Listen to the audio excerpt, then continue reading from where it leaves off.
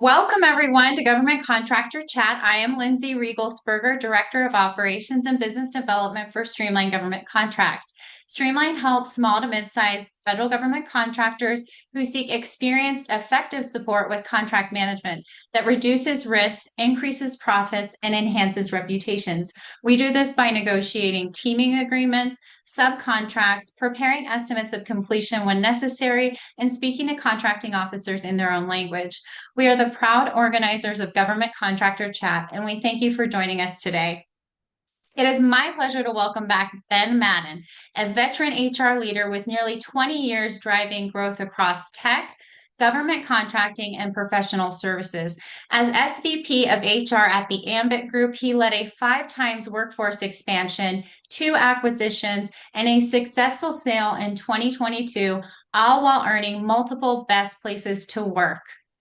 Ben specializes in talent strategy, employee engagement, and full lifecycle HR. He is a longtime Nova Sherm board member and past president, and we're so thrilled to have you back, Ben.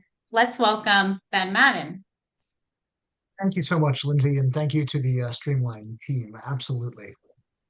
So let me go ahead and just kick this off. So good afternoon, everyone who's joining us. And again, thank you for Streamline for having me back. It seems we can't open any email without them mentioning good or bad about AI. But nonetheless, I'm thrilled to be here today to talk about how AI is transforming HR and especially in federal contracting. As Lindsay mentioned, I bring 20 plus years of HR experience, 15 of those, give or take, directly working with government contractors. I've helped scale a woman-owned, service-able, veteran-owned small business to acquisition, and now really am advising a lot of GovCons in my own practice. I've spoken at HR tech events about responsible use of AI, and I can say this without much else to say, but AI is not a magic wand, but if it's used wisely, it truly can be this force multiplier for all of us. So now let's talk about the reality that we are facing here in GovCon now. It's growing really fast despite those and everything else. So we need to be able to ramp up clear personnel quickly. We need to be able to stay compliant at every stage. And whether it's proposal-based surges, onboarding bottlenecks, or an OFCCP audit, GovCon HR is not like commercial. And yet we often work with limited tech, limited people, and no room for error. This is where AI can massively help us. However, there are things we need to do to make sure it's used responsibly. So there's a lot of buzz around AI, and let's sort of get some grounding around it. In recruitment, you can see AI used to scan resumes, match skills faster than a human can typically open an email. Workforce planning, you can get predictive tools to help forecast labor across contracts, understanding waterfalls and all of those pieces and parts that keep HR and operations leaders up at night. Training and performance tools are adapting content to employee roles. And even with planning, there are tools that will do the data crunching and spit out comp philosophy for you in mere seconds.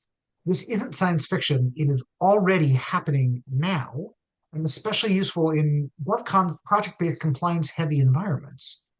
So let me go deeply into each of these areas, and they sort of build on a little bit of what I talked about the last time I was here, which is the employee life cycle. But these are sort of condensed down into that.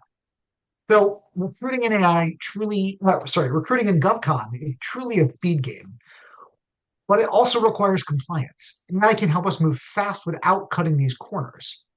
Automated resume sourcing and scoring can use characters and skill keywords, reducing screening times by up to 70%. Tools like Brain Trust, Oliva, HireView are all used to tune these abilities to do that and play in a different part of the recruiting pipeline, all the way from the top, all the way through candidate selection. There are chatbots like Paradox that allow for 24/7 interactions with candidates, and especially is helpful when we're staffing proposals around the clock. I remember oftentimes making phone calls at 6, 7 o'clock at night, trying to get candidates to sign the necessary letters and things like that. So it all happens often. And even simple automation like AI scheduling, using tools like AI, like Eightfold, really free up the recruiter bandwidth and lowers drop-off rates. The big win here is reducing time to fill while maintaining a positive candidate experience with federal compliance. Now that we've streamlined how we get talent in the door, how do we plan to do what's next? And that's, truly that workforce planning piece. Workforce planning in GovCon is, as all of you all know, is very complex. You're just not filling roles, you're allocating clearances, aligning skill sets, planning for shifting, waiting for the next contract to drop, and making sure you've got the right skills there. But an AI powered tool can help you see where you'll be short before it becomes a problem. It's mission critical for those multi year projects.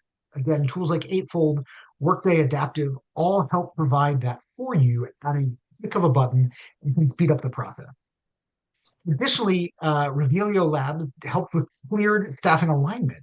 So it can help really do that market intelligence to understand your workforce against those industry trends. We really then start to shift HR from reactive to proactive. And that's the culture shift that I, for many years, have tried to push for in HR, especially in GovCon. So once we've identified that, we've brought everybody on to the organization. The delays in onboarding can cost you money every time you've got an open billet, and often delays in project starts. So if we go to AI-driven leadership paths to personalize content by role and clearance level, we can speed up that on-ramp time and increase engagement very quickly with staff. Platforms like Docebo and Coursera are strong at building that adaptive content really for compliance-heavy organizations. Automated compliance onboarding, things like Covuti ensure that forms and background checks and clearance documentations are all handled systematically, putting the admin burden for your HR and even your FSOs. This is where GovCon HR becomes scalable without comprising regulatory alignment. So now that we've onboarded folks and trained them, how do we keep them engaged and growing? Again, there are still more tools that we can use to help speed all of this up. Performance management, that annual low, hold off the shelf once a year and done, cannot continue to be done. That's a different discussion for a different day. But GovCons cannot continue to maintain that. So with short-term project teams, with digital development, all of these things, we need to be able to do project management faster, lattice, and results to detect issues before your people quit, or even before you see performance drops. You can surface attention risks based on sentiment patterns, check-in data, behavioral markers that you, even with in HR, who have been trained to do this, aren't going to be able to see as quickly as AI can. Feedback pattern analysis allows you to coach teams more effectively based on themes pulled from 360s, not just measure opinions. It can even sit on top of things like Slack and other tools to see how people are engaging. This support really helps drive retention and continuity without that long-term contract stability. So lastly, again, this is another massive piece that we have to deal with GovCons is compensation. So we've got to drive that competitive market. We know that we're going up against the tech firms and those other things. And then also what fits inside our contract margins. So AI can once again provide some of that there. It can help model the trade-offs in real time, looking at equity, bonus modeling, pay compression risks. Scale and BQuam support OFCCP audit prep by helping you identify and pay disparities. Scenario modeling in tools like Anaplan help HR and finance test out changes before they're even rolled out, especially great for recompetes and those extensions that are coming. And the future of comp is truly dynamic. And so again, having all of this data real time helps you drive forward, and using AI can make that possible. However, now that we've sort of dealt into what it can do, we also desperately need to be careful about compliance. GovCon is heavily regulated, even with all the changes that we've seen with the FAR and DFAR and all of that. And a lot has changed with the new administration shift, but we still have a lot of things that are in place here. So AI-specific guidance, things like the EO 14035, have been revoked or deprioritized under the Trump administration. That doesn't mean we have to use foundations to stand and apply when we use AI. So what still governs us mostly today? Things like Title VII. So your AI tool can't exclude protected groups. Even unintentionally, you are still responsible for that type of thing. ADA, again, if you are using tools that make it difficult for somebody with a disability, you could be in violation there. And so you have to be able to have reasonable accommodations for all of them. Maybe DEA, filter candidate by years since graduation or prefers younger candidates. You're getting into an age discrimination side of things. And then, there is still the idea of the uniform guidelines, the UGESP. It's still really that gold standard for evaluating selection tools, AR or not. You need to have job related and validated reasons for using the AI. Additionally, we still have parts of OCTP providing things like affirmative action plans and making sure that you are audit ready to be able to answer those questions. And even with DEI still not as prioritized in this administration, we still need to be fair and need to have that influence there with the types of folks that we are looking at. And then lastly, data security, PII, clearance related data, all must be protected, with the ideas underneath. And FEMA, I even saw today that McDonald's had just had a breach with their AI tool. People were using the simple password 1234, and millions upon millions of candidate data, not just employees, candidate data was compromised. So again, really making sure that we're taking the compliant look at all of this into consideration. So now that we've looked at what we can do and why we need to be compliant and look into that. So how do we mitigate some of this now? Regular bias audit. You can ask your vendor to do it for you. You can work through how to do it. Things like GPT can tell you how to do a bias audit. But really what this does is allows you to understand what sort of the black box that your tool is working with. You need to be able to know how it's analyzing that data. There was an issue many, many years ago with a tool that would exclude the term accidentally based on how it was trained women. So all female candidates were being weeded out.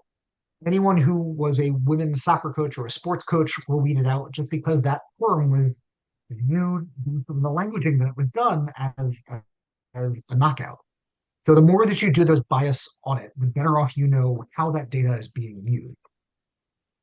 And I cannot stress this part enough, human oversight. As much as everyone talks about how AI is going to take over and, white collar, all of that is going to, white collar jobs are all going to go away. Human oversight has to be in the loop with AI. Hiring, performance decisions, AI doesn't get nuance. It can't spot a veteran who's transitioning into civilian jobs, who is doing all of those things to drive forward and that language gap that happens from a vet to a civilian. Second career professionals with transferable jobs skills. Over automating can make it really cold, lack of empathy, damage that candidate experience that everyone is desperate to try and drive forward on, and really send the wrong message about your company culture. You need to document everything. And this is, a good rule of thumb for all of HR folks, but record your AI usage rationale. Why is it being used? Can you explain why to OCCP if they were to come in and say, why did you have this choice from the tool that you used? Lastly, make sure you're working with compliant vendors. Make sure that they are SOC 2, bias tested, and data retention policies when you're looking at all of those tools.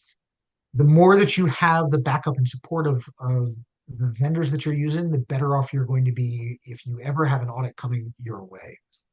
Again, AI really is a decision support tool, not a decision making tool. So the more that the human is involved, the more that you have all of that documentation to drive what you're doing, the better off you are.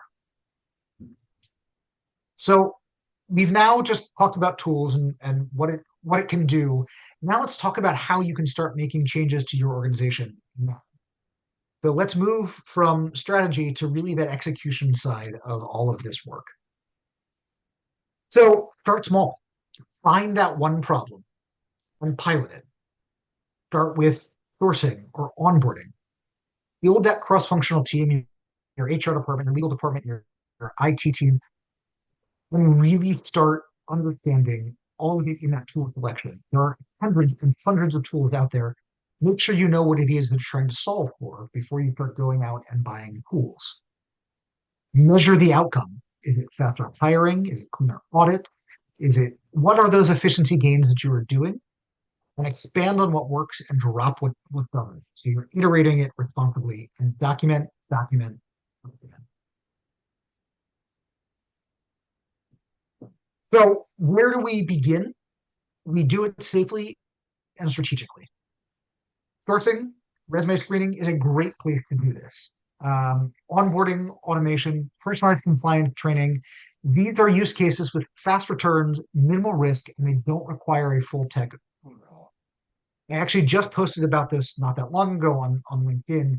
You don't need to have coding geniuses or even frankly involve a lot of the resources on your IT team. You just need to make sure that you've got a clean foundation.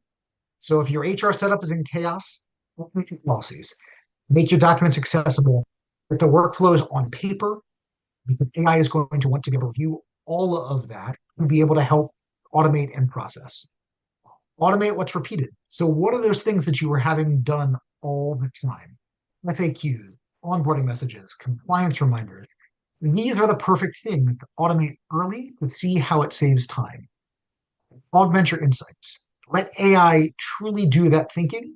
It can summarize performance reviews, spot engagement risks, synthesize those feedback trends. These are the things that are going to be massive for you to drive forward. New tools are literally popping up daily. I was at both HR Unleashed and annual firm conference, and there were tools that popped up that seemingly were brand new between those two events. Sometimes all it really takes is somebody who has a high-powered tool and an idea to drive that forward. So we've got to be careful with the tools that we look at, which is why it becomes truly massive to make sure that you understand the tools that you're looking with and buying. So, again, what are the types of things that you can get done this quarter by using AI? And, reduce time to fill by 30 to 50%. Automated resume screenings can really speed up that process. They can even do some of those early initial screens and build in and screen out the thousands of employees that are candidates that are applying to jobs. I've talked to folks in the industry. Every time a job gets posted, they get 300 to 500 candidates almost daily. And so finding a way to sort out the noise by using AI to make sure that you've got the right keywords, that you don't have somebody just spamming you. And there are things out there where people just use AI to apply for jobs. There was a story about a tech employee based out of India who basically was hired by 7 different companies using AI until it was all found out. So again, all of these tools help to sort out the noise that you get with all of that. So the more that you can speed up your time to fill, you've got fewer vacant positions on critical contracts. You got faster ramp up time, which is all going to make HR really that strategic partner. Boost compliance training by 20 to 40%. I know from my time internal and even dealing with my clients now that the biggest drain is saying, all right, you need to do this training. All right, you're now a week late. All right, you're now 3 weeks late. Having a tool that can help drive that, make sure that everybody has what they need, right time, right place, right information, really makes everything great. And as a bonus, that workforce stays current on all of the changing requirements. You usually send folks towards the tail end of a contract because you know that those changes are going to happen. But as all of these changes and things get added on, you are already ahead of what you can look at based on these AI tools and getting your staff ready to go. Improving hiring equity and reducing bias risks. Again, all of this can help make things more compliant. It's really not about AI for one case. When you're able to drive everything from sourcing to onboarding to training and retention, AI really becomes that force multiplier for you and really drives it all home. So again, trying to wrap all of this up here, AI is a support decision making. It doesn't replace it. We need to have human judgment 100% of the time. AI can make your information more in depth. It can make it richer, but it still has to be the human making that judgment. Huge efficient gains are real. However, shortcuts bring risk. So we need to be careful with that. When we use AI to scale responsibly, recklessly, that's when you start to build smarter, not just faster. So will suggest that before you start implementing AI in HR, these 5 questions that you can use with your team tomorrow as you start to look at really bringing the economies of scale in. Compliant. Does it meet EEOC and OFCCP guidelines? Has it undergone bias audit? How often does it go under that bias audit? Verify the solution complies with your contractor requirements and won't have any discrimination issues in all of that. Is it affordable at our stage? And we scale as we grow. As GovCon start to see the large disparagement, the large economy between the super smalls and the really larges, what happens when I get 100-person contract? Can I afford it if I'm doubling or tripling in size tomorrow? Consider both the initial implementation costs and the long-term expenses as we grow and all of the needs of that expand. Security. Is it secure? Is PII protected? Am I going to be on the cover of the Washington Post tomorrow because I had a data breach when hackers were trying to tap into my system because they know that I'm a cleared employer, they know that I have cleared data, and they can start compromising folks that way. Does it meet the federal security standards for handling sensitive PII in cleared environments? Explainability. Can your vendor explain how AI makes decisions? If you don't understand how and what the logic is behind that, you will not be in compliance. Can they explain it in an audit? Will they even support you if you were audited about the use of your AI tools?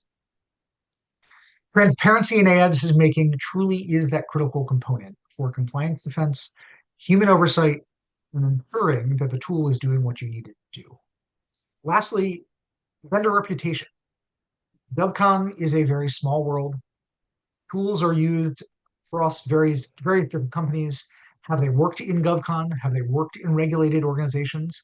Can they show that there isn't a necessarily a DEI impact on assessments? Does it meet the standards that we currently have? Will it be able to change and expand if there is a change in administration in the next 4 or 8 years? And partner with vendors who really understand the unique requirements of GovCon.